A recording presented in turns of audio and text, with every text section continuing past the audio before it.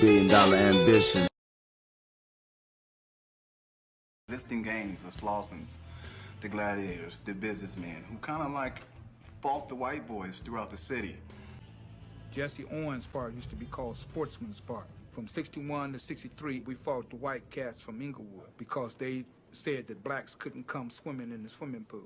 Our rebellions of the past was a predominant African-American rebellion for African-American causes and reasons. The overwhelming energy was an African-American energy and tone. These other nationalities who fought in our rebellions, they adapted to our culture, they adapted to our overall movement. During the middle 1960s, during this time in American history, it's very important to point out that the Bronx was basically dominated by Caucasians. You gotta understand, when we went to school, I guess around in this neighborhood, we broke the divide. They wasn't used to no black. All this was a white neighborhood. Right. So when we got here, it was the first for everybody. It was the first for us and the first for them too, but they wasn't used to us. They were not used to us. Even in school, we got a raw deal.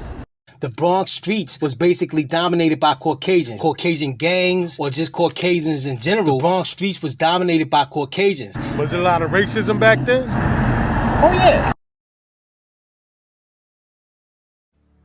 Instead of it being called civil rights in the future, we're going to have to label it a human rights struggle, or the struggle for human rights. And as such, we can then take it into the United Nations through the avenues that have been set up New York, by the United Nations. On February 21st, 1965, Brother Malcolm X fell before the bullets of assassins. His killers were those whose interest he knew would crumble before the irresistible force of worldwide revolution against racism and dollarism. Riots broke out in many cities. 36 died in Watts in 65. Just one incident too many in August 1965. Carload of guys not bothering anybody pulled over by the highway patrol. The LAPD come on the scene, slap a woman. They try and push people around. Some people begin to fight back. And it spreads like lightning through the community. It was an absolutely transforming event. Looting, murder, and arson have nothing to do with civil rights.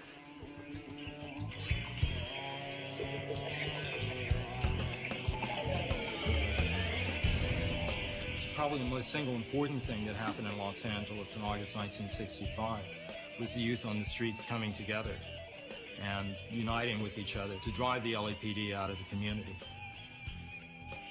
In 65, most of your gangs segued into a political party. And before this, you know, the Slausons, the gladiators, the businessmen, and the Watts gang would all been enemies. This was just an extraordinary moment of hope and unity and pride. And this is the beginning of the whole period of radical black community organization and politics. And then you had the Panther Party came out. See, if I can show you some old pictures. I got leather coats. I had tam. A tam was like a beret, except it has a big. Before they had like that, Black Panthers started in '66. In my story with Kev, me and Frank Gentry got in a fight in '57 over a tam. That's the same thing with the little thing, except it got a bill. See, the Panthers ain't the first ones. See, we already had them. See, we were resting, dressing, and impressing. The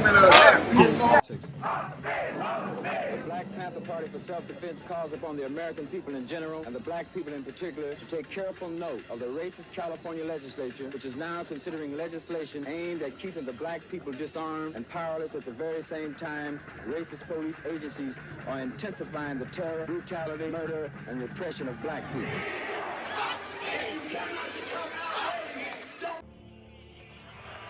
Many people were calling Vietnam a racist war.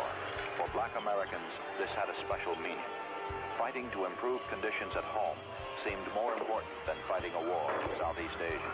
Black frustration sometimes turned to violence. What do you think about demonstration? Demonstration? Well, if they go to Vietnam, they went on their own. The 5%, see, we know that Allah is God, and we ain't gonna worry about it no more. You're not gonna worry about what? We ain't worrying about Vietnam. If you went over there, you went on your own. See, we give respect to the government 100%, while we know what the government is doing for the people out here. See, we are 5% of poor righteous teachers. See, we know everything. See, we respect the government at all costs, while we'll back him up, because we know he's doing his job, while we out here to do a job also. Right. That's why we're here. across the United States in 1967. In June there were riots in Atlanta, Boston, Cincinnati, Buffalo, and Tampa. In July there were riots in Birmingham, Chicago, New York City, Milwaukee, Minneapolis, New Britain, Rochester, Plainfield, and Toledo. The most destructive riots of the summer took place in July in Newark, New Jersey, and Detroit, Michigan. And this was basically, from my understanding, most of this was African American people rebelling against American oppression. The Panthers brought so many resources to the community. They had the sickle cell program. They had the free clinic programs. All power. They had the hot lunch programs and the breakfast food programs for kids, you know. Land, bread, housing, education, clothing, justice, and peace. That's all on our 10-point platform program. The wants and needs of the people. People in the community started relating to it, and then their children started relating to it. It makes your teeth strong. They feed these kids, they feed the community. In fact, they have fed me. We used to patrol the community. Instead of calling the police, they would call us. Women used to cool their old man out just by saying, hey, I ain't gonna call the police, I'm gonna call the Black Panthers. And by this time, it was a national organization. We had branches in New York, Chicago, Oakland, which was the headquarters. Everybody knows about the Black Panthers, and they know about Huey and Eldridge Cleveland and those guys in Oakland. The world needs to know about Bunchy Carter. It's a whole nother conversation about who Bunchy was. He proclaimed himself Bunchy Carter, the renegade of Slauson. There's no really books about him. You don't see him on T-shirts. And here he was, some so-called nigger out to Slauson. You know, he's like the unsung true hero of Los Angeles, California, the whole community. Bunchy went to Oakland and met up with Huey and Bobby and David Hilliard, and they met Bunchy. They said, oh man, we got to have an LA chapter. The Bronx streets was dominated by Caucasians. That's an important footnote for hip-hop history. That's an important thing to understand as far as American history, New York City history, Bronx history. Bronx was dominated by Caucasians at that time. And then they heard of the Black Spades, and they had their name and their center patch. And all of this atmosphere led to the African American youth organizations, what they call youth gangs, of the late 1960s, early 70s. Some of these African American street organizations, like the Black Spades, formed to fight oppression. You have to understand all of this in context. This is when Martin Luther King got assassinated, 1968. I have some very sad news for all of you, and I think sad news for all of our fellow citizens. Martin Luther King was shot and was killed tonight in Memphis. Started the Spades when we was what? 14, 13, something like that, around that age. Around that area. My understanding, there was youth gangs forming in California around the same time, late 1960s. Raymond Washington was just 16 years old when he created what has now become one of the largest street gangs in the world. It was 1968, 123. Right. 123.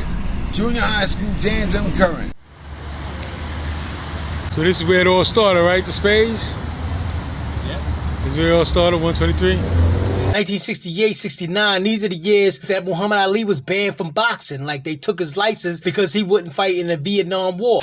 69 books, so it's kind of, here, right here is Raymond Washington.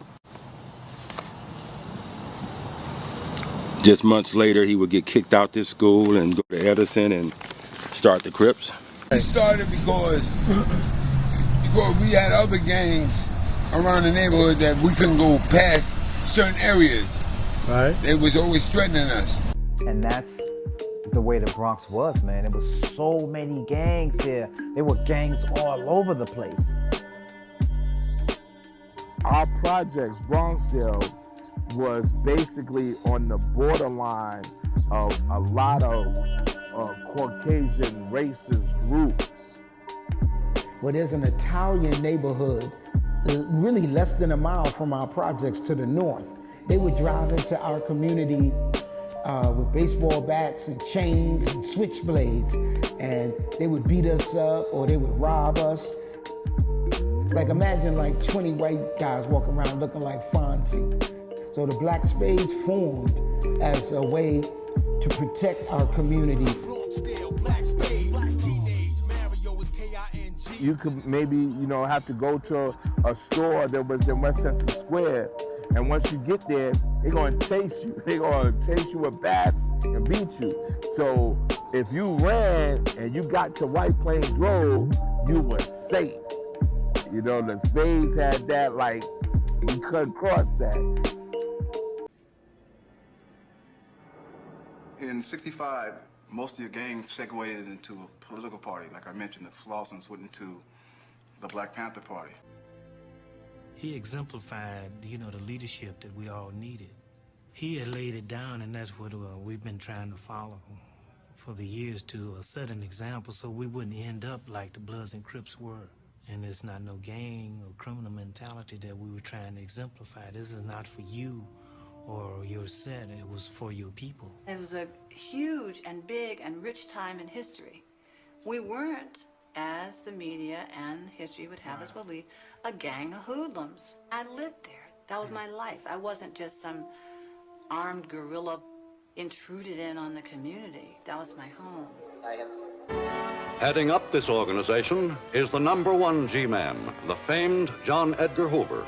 He targeted Dr. King, he targeted Malcolm X, and over 80% of the targets of COINTELPRO were members of the Black Panther Party. Most of your gangs segued into a political party. Like I mentioned, the Slausons went into the Black Panther Party. But then the other gangs, they kind of identified more with a culture nationalist group called the US Organization.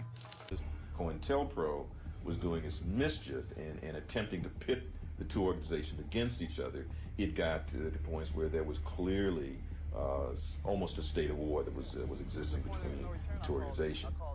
We could all feel that there was something going on that was bigger than us. The FBI had created this tension, but you had these two groups that, when they saw each other on the street, it was just a natural confrontation. They were making all kinds of suggestions and writing letters, and they had cartoons made up showing Ron Karenga with his feet up on a desk and things like that, and marking off Bunchy Carter and John Huggins, and things to do today.